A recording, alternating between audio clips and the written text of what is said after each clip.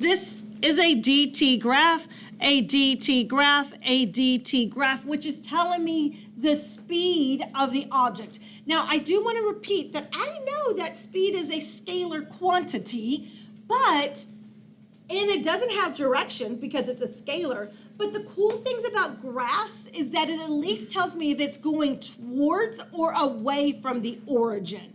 And actually, when I look at this graph right here, this graph has no slope. It's just a flat, straight line.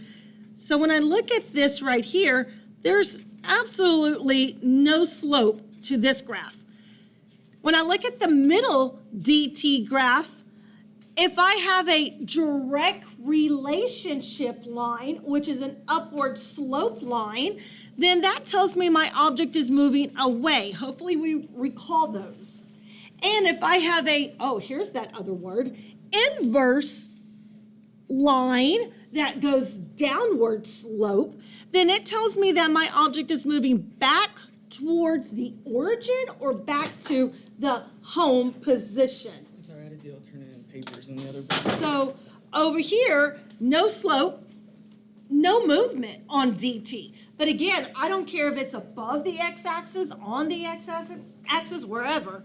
All right, no slope, no movement. It's at rest. I definitely know that it is at rest, or the velocity is 0, and this would be miles per hour because those are the units they gave me. But it's at rest, no movement, not moving at all.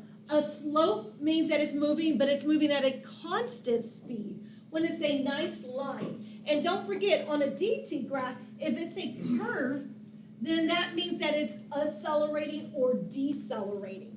It's picking up speed or slowing down, like coming to a stop sign. So let's go ahead and do the math along with this. So when I look at this, it's asking me, what is the total distance that this graph right here traveled? Well, if I look at the total distance, Logan on this side. What's It says 20. It says 20. So is the total distance 20? No. Logan on that side. Do you agree with him or disagree with him? I agree. You agree. I agree 100%. It's like football. Let's just say that we're about to start the football game, and they get the football, and they put it on the 20-yard line, and then all of a sudden it starts lightning. Can't play high school football, right? I don't know, like regular NFL. But high school football, there's lightning. We're afraid that a kid is going to get struck by lightning. We can't play. Everybody get off the field. But the football stayed right there. How long did the football stay there? About 7-ish hours? I don't know. Let's look. The football started at the 20-mile marker, but the total distance that it traveled was nowheres. It never moved. It traveled a distance of 0 miles. And how much time did it stay there? I mean, this was a bad storm. I mean, by this point, we're looking like hurricane or something, because if this is hours, 5 hours, 10 hours, I'm going to say about 6 or 7. There you go. I agree. I'm going to go with the 7, though. Somewhere's between that. So about 7-ish hours. It just stayed there. It never moved at all. Now, let's go ahead and the equation or formula for speed equals distance over time. I agree. And work, let's do the work. Let's show our work. Our work is going to be distance over time. The distance was 0. Both Logans agreed on that. And the amount of time that that football stayed there was 7 hours. It moved 0 miles. It was 7 hours. Our answer is 0 miles per hour. There we go. Not bad. And we got that information from the graph, which is going to help you answer your last homework. So you could do that over the weekend. Let's keep going. Let's look at this slope. It's a direct relationship line. And on this direct relationship line, it says here, what is the total distance that this one traveled? Miss Diva, what is the distance that this object traveled? 20. It's that football again. And they put it on the 20-mile marker. Then some play happened, and the football ended up over here. How far did the football travel? 80 miles. I agree with Ms. Diva that it started on the 20-mile marker and it traveled to the 100, and we found the difference. I'm going to come over here and I'm going to just do this. The difference of 80. There we go. I agree with that. We had to, because football doesn't always start off at, remember, at the 0 marker. Sometimes things start off at different locations. So I agree. We put the football at the 20, and I'm just using that as an example, and the football traveled to the 100, but the difference between it was 80 miles of travel, and the amount of time that happened, and I think that was Mr. Soto earlier that said it, was it 7 hours? Or Mr. Houston? Somebody said it. We're going to go with 7. All righty. It's almost more like 8. I don't know. Here we go.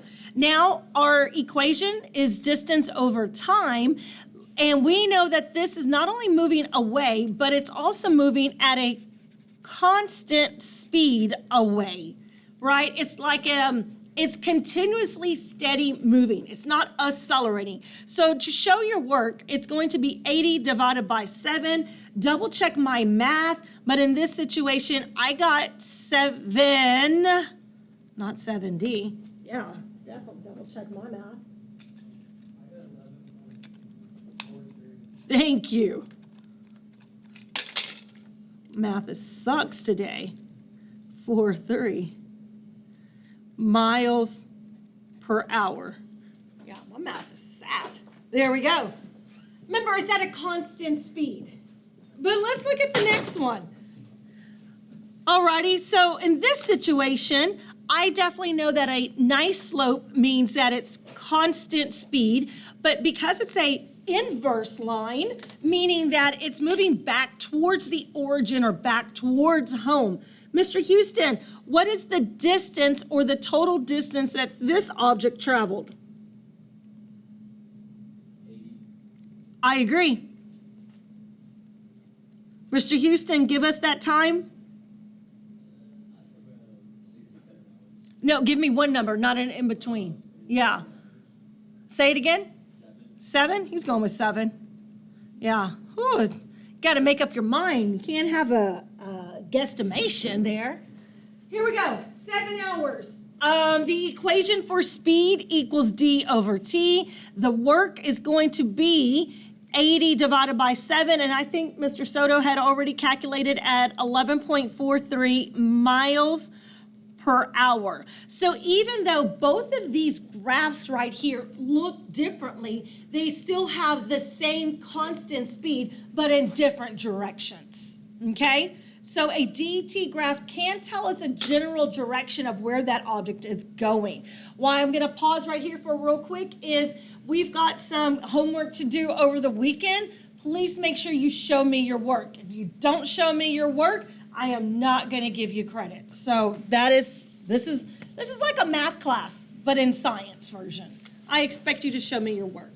Next one, we have another graph. Again, the first thing you do with any graphs is to always determine what type of graph this is. And this is a DT graph. How do I do it? By reading the X and Y axis. Now, they're asking me, what's going on with this line? What's going on with this line, and this line? So my first line, all of the lines are nice slopes, unless other than this one. This one's not a slope at all. But going back, you can either use this information that we have here, but I recall that a steady straight slope, which is a direct relationship, is constant speed away. On the quiz, you saw that I took off points if you didn't give me the full wording. Same thing on next week on Tuesday when we see graphs again. You need to give me the full wording of what's going on because you know it all. The next one here, I'm going to write at rest, constant speed away.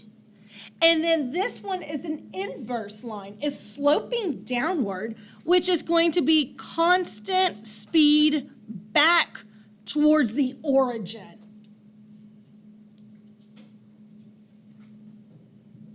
Then we have a couple more graphs because again, our next quiz, somebody asked me yesterday before they walked out of class, on a different class, Miss Munson, what is the next quiz really going to cover? The next quiz is going to cover a heavy on the graphs. It's going to cover speed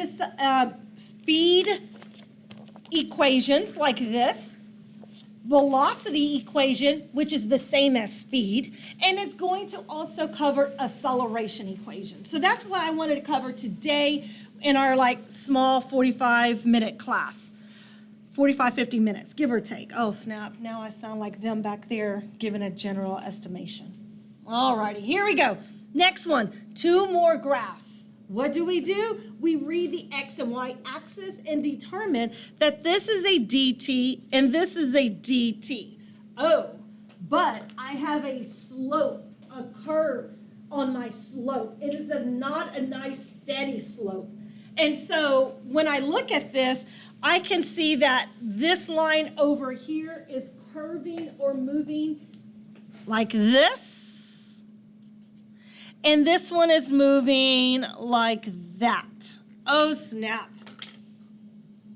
What's going on is that my speed is changing. So I'm just going to make sure that I write that over here and over here. My speed is changing. And when my speed is changing, kind of like if you're driving and you don't always have your foot on the gas pedal nice and perfect because your speedometer is changing, especially if you have a digital one. You can see it going from 42 to 43, 45. You didn't stay always at 42 miles an hour. I guess your foot slowly kept pushing the gas pedal and you started accelerating. Then there's some cars and brake lights, so then you let off of the gas. Now you're at 38, 36, 35, back to 42 because you got around them. So you're not at a steady speed, but your speed is changing. So that's what this indicates, those curves. I'm going to come back over here just so that way we can see. If we have a curve like this, this means that my object is speeding up away from the origin. So it's speeding up or accelerating away from the origin. This curve on our DT graphs looks like this one. This one looks like this. That means that I put on here its speed is changing, but the speed is changing by slowing down or decelerating. And we can look at this curve matches this one away from the origin. Here's a clue or a hint for those of us who are like, oh my God, all of these graphs. It might be, I don't really do note cards, but this might be a good one to where you put these graphs on a note card and you put this one and then this one separately. And maybe if you go over the weekend and have mom, dad, brother, and sister drill and kill you on those note cards. How about that? That might be a really good thing to do. Okay, now let's go ahead and take a glance though at acceleration. And then I promise we're done, I'll leave you alone. Alrighty, so acceleration, we've already did this part of the notes and we looked at this acceleration graph or chart. And on this chart or the data chart, I can see that there's an increase in speed. Look at right here, 0, 10, 20, 30, 40, 50. I am increasing the speed or velocity, but I'm doing it by a constant 10 meters per second for every second that I am moving. That's what that data chart is telling me. Now, we said that the definition of acceleration is defined as the change in velocity. Is there a change in velocity? Yes, and it's changing constantly. That's what's going on. Let's go ahead and turn the page. We're over here. I'm going to go ahead and let me fill in these words, and then I'll explain a little bit of what it says. So here it talks about constant. There is a difference between constant acceleration and just accelerating. Constant acceleration occurs when an object changes it says over here, velocity by the same amount for each second that it is moving. Don't confuse this with constant velocity.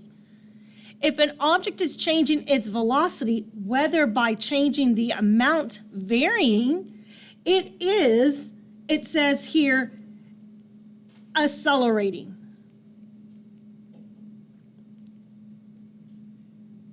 It is an accelerating object. An object with a constant velocity is not accelerating. That's why I said, hey, let's don't confuse this for constant velocity versus constant acceleration. Those mean two different things. And that's what these charts are doing over here. So let's take a glance real quick, and maybe this will help clear this up. So over here, 0, 1, 2, 3, 1, 2, 3, 4, 0, 1, 2, 3, 4, 0, 1, 2, 3, 4. I can see that on all three charts, the time is increasing. Increasing and increasing. I have never seen a chart with the time decreasing. We don't know how to go back in time yet. So far, every single time, your graph, the time should be increasing. Just saying, okay? Because I don't know how to make a DeLorean with however many gigawatts. And 1.21. what is that? Okay, so, whoo, there you go. Yeah. My dream car, the DeLorean, with the gigawatts in it. Oh, all righty. Let's take a glance. Remember, we glanced at this chart. Let's take a glance at this chart. Between 0 and 1, is my velocity increasing or decreasing? It's increasing. But how much did it increase by, Trey? By? Okay, the next part, how much did it increase by? The next section, how much? In the last section? 2. I agree. Whoa, is that a steady increase like the previous page? Nope. It is increasing, but it's like increasing a little faster, a little faster. All right, let's do this again. Naya, 0 to 4, increasing by how much? 4 to 8. 8 to 12. She got an easy one. I'm not gonna look. Never mind, Naya. That one's easy. She got an easy one. Chris, last part. What? It didn't change. I agree. I was just messing with him. Just messing with you. Next part. 0 again. Okay, never mind. You're out. You got even easier than Naya. Okay, there is no. But wait a minute. On this last graph right here, is it not moving? No, it is moving.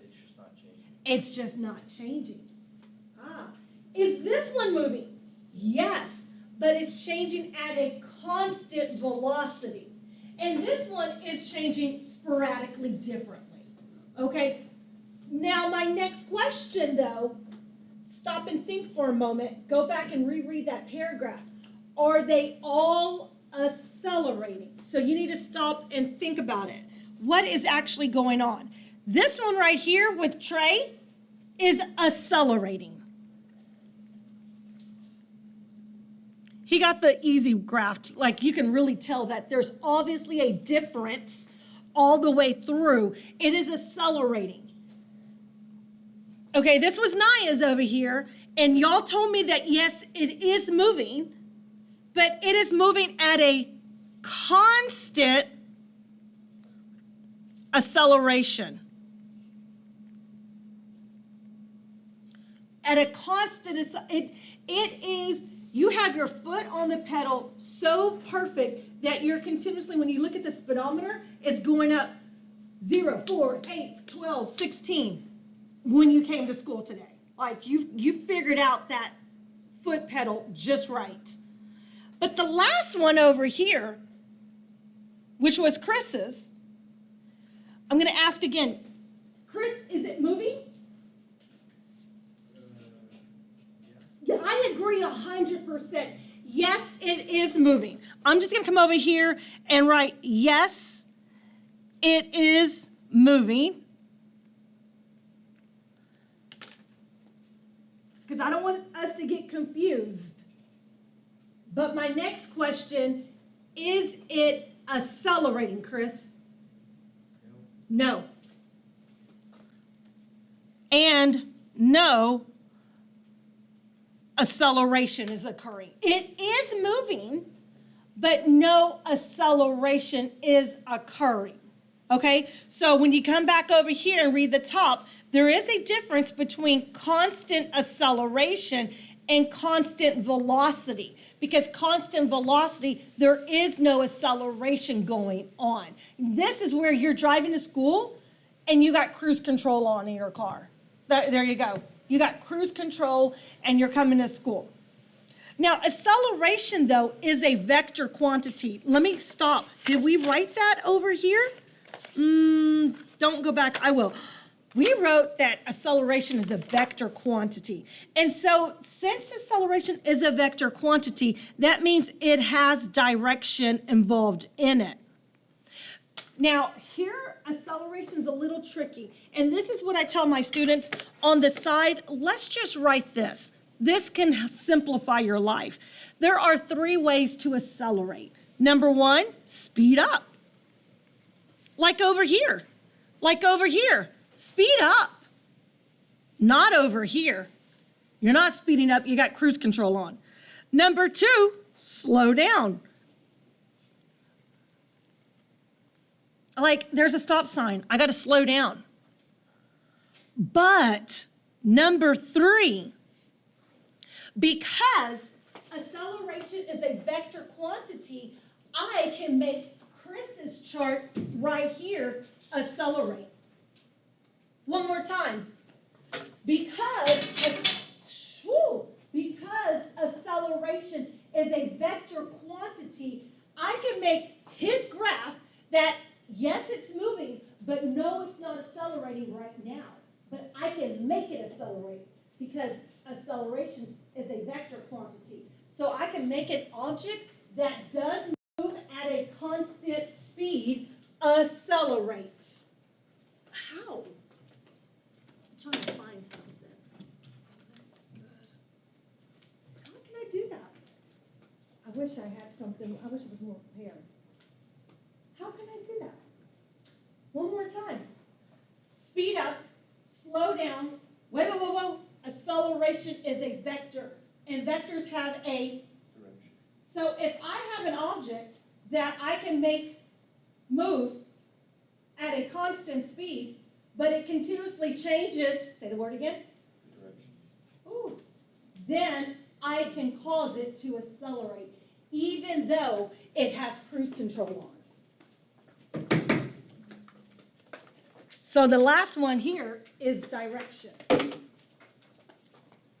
Change direction. Example, moving in a circle. So have you ever gone to, like, I don't know about you, but for an example, let's say we go to the Houston Rodeo Fair, or we go to some kind of carnival, and they have like those little horses, carriages, and who really gets on those rides? 2-year-olds, 1-year-olds, right? The parents to hold the baby. Let's be honest. Are you going to spend all your tickets on that ride? Pretty boring.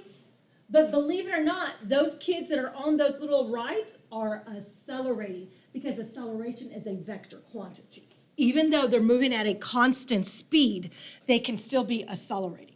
Alrighty, here is our equation over here that we did. And usually we write our units in meters per second square. I want to pause though, because if my units for an example though, it can also be kilometers per hour square. Or it could, if I use a different one, it could be miles per hour square. It doesn't have to be meters per second square, but this is our traditional here in this high school physics, just to simplify our lives. But it can be those examples as well. Turn the page when you're ready. I think there's a couple of practice problems to do. Okay, a couple of practice problems, and then I'll leave you alone in just a moment because I know we're running short on time. Next part over here, for our practice problems, it says, an object that can go from rest. When you see, here we go. In physics, words have number values. One more time. In physics, words have number values. So if I'm starting from rest, that means my initial velocity is 0. Hopefully you agree with that because those words have number values. 2, if this is where I'm starting from and this is where I'm going to, then 50 is my final velocity in 5 seconds, t. If launched from a very powerful catapult, what is the acceleration of this object? My equation equals final velocity minus initial velocity over time, or 50 take away 0 divided by 5 equals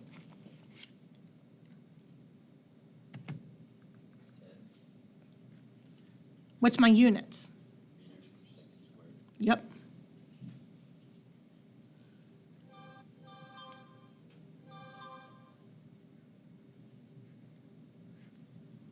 Next one, number 2. A shuttle bus slows to a stop. There we go again. In physics, words have number values. To a stop. Oh, let me use a different color. To a stop. Final velocity is 0. With an average acceleration, of negative 1.8. I'll go back and we'll write some more notes in a moment. How long, question mark T, how long does it take for the bus to slow from, the word from means initial, 9 meters per second to a stop? Okay, now I'm going to pause real quick and I want to go back because now that I see this, it reminded me. I'm going to do a little line. Negative acceleration means that the object is slowing down. 90% of the time in physics, a negative number means direction, that it's moving to the left or it's moving in a downward direction. It's moving opposite. But for acceleration, a negative answer actually means that it's slowing down. So I just wanted to go ahead and jot that in as a note. So I can tell that my object is slowing down. How much is it slowing down? All the way to a stop. It's coming to a complete stop. Let's go ahead and A equals VF minus VI over T. Okay? Gotcha. A is negative 1.8 equals VF. VF is 0. VI is 9 over T. Oh man, I gotta figure out what T is. That's okay, it's just like algebra class. Hold up. Could T be negative? Could T be negative? Why not? Because we don't have the gigawatts yet with our DeLorean. That's why. So before you do your math, you need to stop and think about my number answer. And my number cannot be a negative because we cannot travel back in time. Now let's keep going. All right, Mr. Soto, you're helping us out. What do you want me to do mathematically? Multiply each side by negative 1? Oh, by 9? You're done. Not 9. By what? Okay, whoa. The opposite of multiplication is, don't help him, Houston. He's on his own. Remember, you told me y'all were going to break up the group, the team. Y'all already said that. So I don't know why y'all keep sitting by each other. Say it again. Divide. Okay. The opposite of multiplication is divide. So what he's looking at is there's a division. So that's the reason why he said multiply. I agree with your step. We do need to multiply. I was just trying to get to that point. I agree with his step, but we're not going to multiply by 9 because 9 is being subtracted. So I do agree with his step. We need to multiply, but we need to multiply the opposite of what's being divided. And that's what I was trying to get out of him. And this is a division. What's being divided is the t. So we're going to multiply by t on both sides. Cancel. Multiply this side by t. Now it looks like this. T times negative 1.8 equals 0, take away 9. Now, do we all agree that we got to get that variable, that unknown by itself? What is it doing with the 1.8? Multiplying. And I agree with him 100%. The opposite of multiplication is to divide. Now, let's go ahead and divide this side by negative 1.8. Cancel. Divide this side by negative 1.8. T equals 0. Take away 9 divided by negative 1.8. Divide a negative by a negative, you equal a, thank you, and we can't have a negative t. Look how awesome math is. I mean, if y'all don't get excited for this math, I don't know what it's like y'all done. Because I'm getting excited because my negatives are going to cancel out, and I'm like, heck yes, math. Now let's do the math. Houston, what's the answer? I don't have it. Oh, I do have it. You do your math, I'll do my math. Go.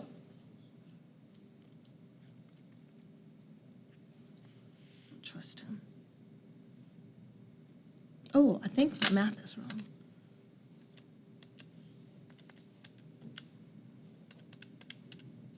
Oh, no. Yep. Is he still calculating?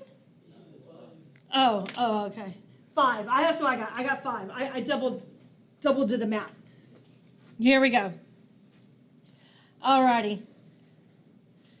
Then, after those two practice problems, again, you need to be able to do speed velocity equations, which are easy. You need to be able to practice acceleration equations for the quiz, and you need to be able to do graphs, DT and VT graphs. Now, we already did some of this, but let's just finish this page and be done. We can have the rest of your weekend to read your notes. So it says, though, in a VT graph, which this is speed divided by speed over time. And speed, remember we said that calculation is the same as velocity over time.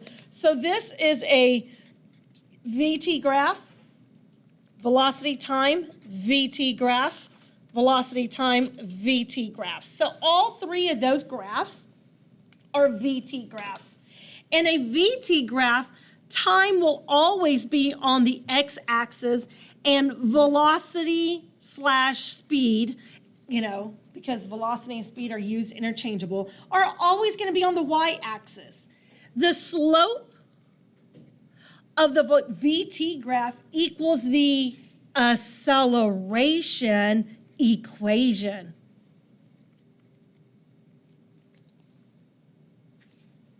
Okay?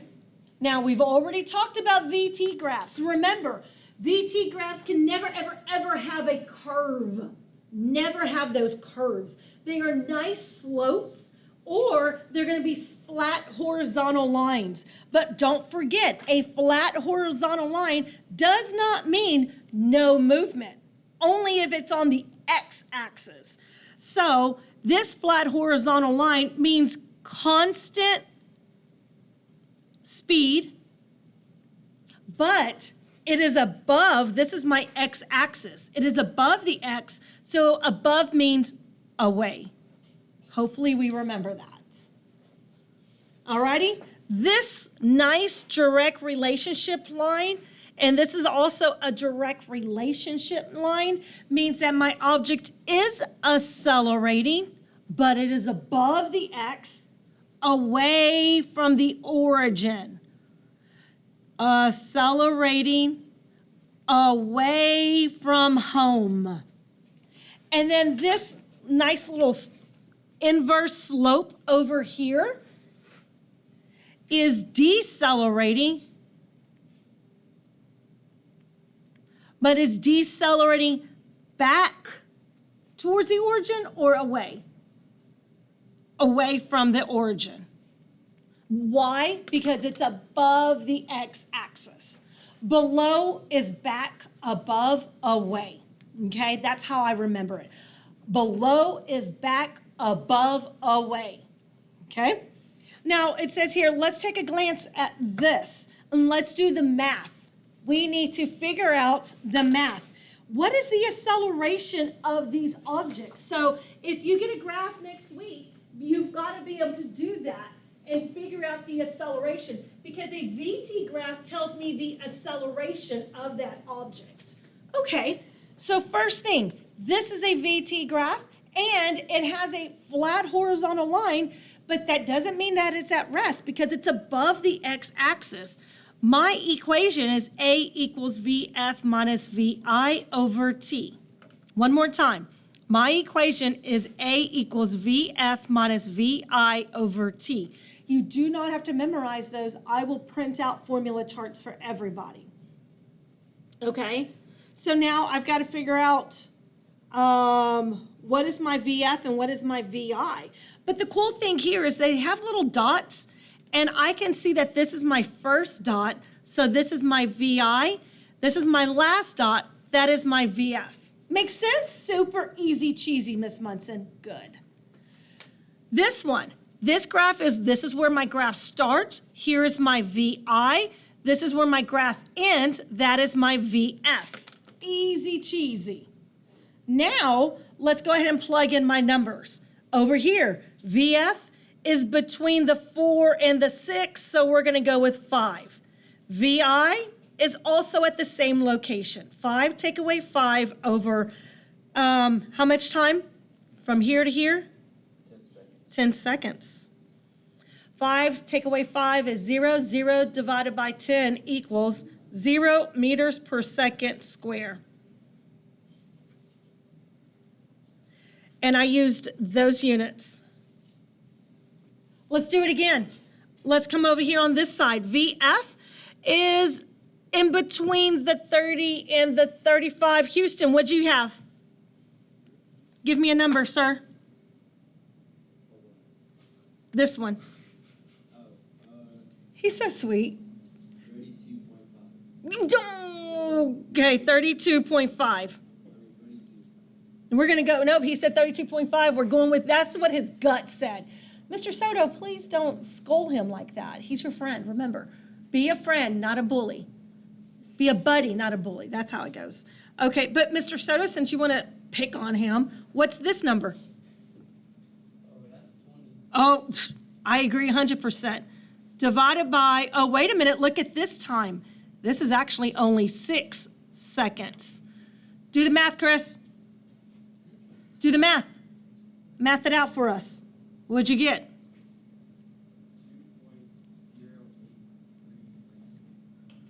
3 meters per second square. There we go. Looks good. 2.083 meters per second square. That looks good. Okay, so we practiced the acceleration questions. I feel good about that. Other than that, I had already mentioned that there's a little bit of notes that I am going to put on D2L for you. So please take a time over the weekend, maybe Sunday, just stop and go and fill in those rest of those notes. That way you can kind of go and review before.